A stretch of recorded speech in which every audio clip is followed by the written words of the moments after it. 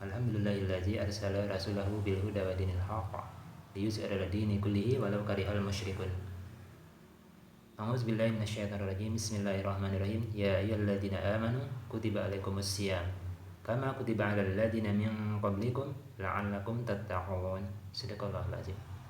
Teman-teman dimanapun berada, saudara-saudari beriman, kembali pada kesempatan di malam hari ini saya ingin membagikan atau sharing pengetahuan menyambung pembahasan tentang Kitabus Shaum, kitab yang ke-30 di dalam kitab Sahih Al-Bukhari, yang mana kitab Sahih Al-Bukhari terdiri daripada 97 topik atau bab pembahasan. Kitabus Shaum letaknya di kitab yang ke-30 dalam susunan kitab Sahih Al-Bukhari ini. Melanjutkan pembahasan yang sebelumnya di kitab puasa ini, itu insya Allah pada kesempatan malam hari ini menyambung pembahasan yang sebelumnya di subtopik yang ke-41. Subtopik yang 41 itu tentang bab tentang menjelaskan wanita yang haid itu meninggalkan tidak puasa dan tidak sholat. Langsung saja kita bacakan redaksi hadisnya. Insya Allah pendek ini hadisnya. A'udzubillahi minasyaitonirrajim. Bismillahirrahmanirrahim.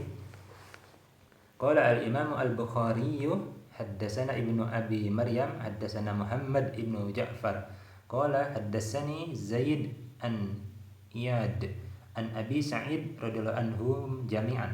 Mudah-mudahan Allah memberikan ridho kepada mereka semuanya.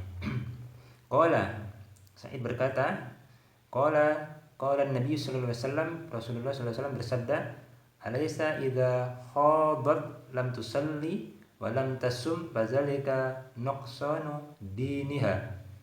Akhirahul Muslim. Hadis yang sama diriwayatkan Imam Muslim di nomor hadis ke-80 dalam Sahih Muslim. Apabila datang haid, ya bagi wanita itu apabila datang masa haidnya, maka dia lam tusalli, meninggalkan salat, artinya tidak salat, ya. Maka wanita yang haid tidak wajib salat, ya. Kalau salat malah justru berdosa seperti itu. Walam tasum, dan juga dia meninggalkan puasa, tidak berpuasa. Jadi wanita dalam kondisi masih mendapati tamu bulanan, haid itu setiap bulannya, yang bagi yang normal, yang rutin kan, maka dia tidak diwajibkan puasa, tidak juga diwajibkan sholat, tapi berkewajiban nanti membayar mengqadha di bulan yang selain di luar bulan Ramadan itu nanti, seperti itu. Fadzalika, yang demikian itu, nuqsanu diniha, yang demikian itu merupakan keringanan baginya atau menunjukkan kelemahan wanita itu dalam sisi agamanya. Maka dalam sebuah hadis juga disebutkan oleh Rasulullah SAW, mayoritas penduduk neraka itu terdiri lebih banyak daripada kaum perempuan.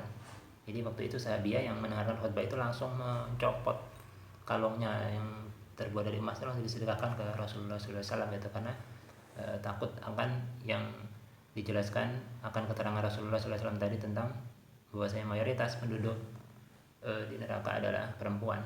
Cuman juga tidak bermaksud untuk merendahkan ataupun mengolok-olok bahwasanya memang perempuan memiliki beberapa kelemahan, diantaranya lemah imannya, karena tiap bulan pasti ada masa libur kecuali sudah mencapai usia lanjut atau menopause seperti itu, waktu haidnya tidak datang lagi, dan lebih mudah dalam pengingkaran kebaikan terutama oleh pasangannya sendiri, berdasarkan keterangan dari Rasulullah sallallahu alaihi wasallam seperti itu.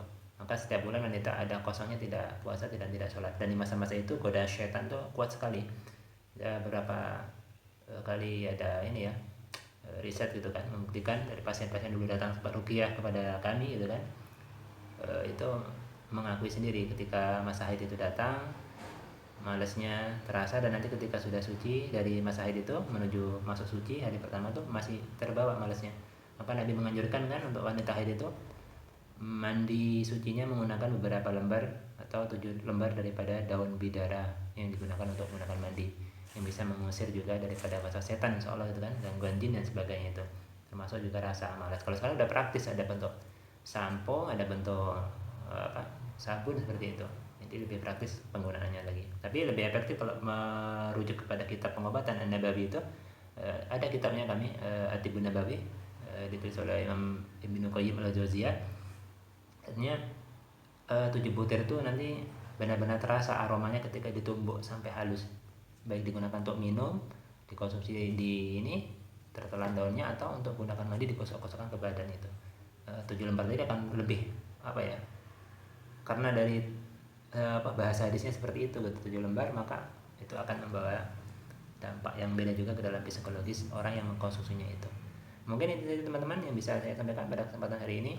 Pada malam hari ini saya mohon maaf bila ada kesalahan di dalam penyampaian, bukan bermaksud untuk menyinggung, tapi sama-sama mengingatkan dan saling membuka hati untuk memaafkan, karena jangan sampai kita memasuki bulan Ramadan yang sebentar lagi kita lewati dengan membawa perasaan dendam, benci, apalagi hasad yang sangat parah itu kan, hasad tingkat tinggi yang bisa juga merusak, menyakiti jiwa orang lain lewat tatapan mata yang dikenal dengan ain.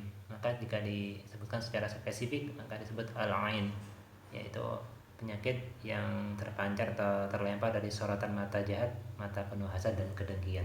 Mudah-mudahan kita terhindar dari yang demikian, dan Allah melindungi kita daripada hal-hal yang keburukan yang sudah Allah tentukan baik di langit dan di bumi tentunya.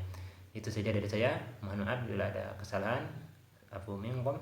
Wassalamualaikum warahmatullahi wabarakatuh.